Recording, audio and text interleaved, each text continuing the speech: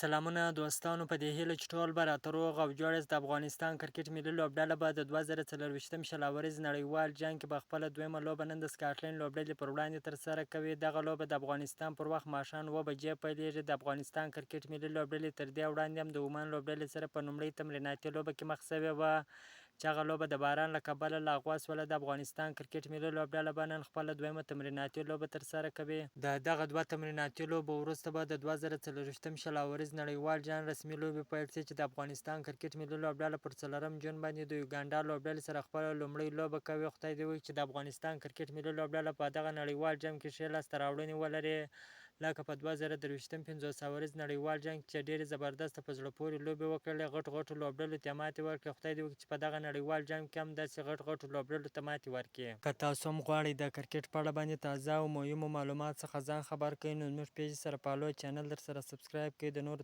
تازه معلوماتو لپاره زموږ سره اوسئ. تر بلې ویډیو پورې د الله په امان.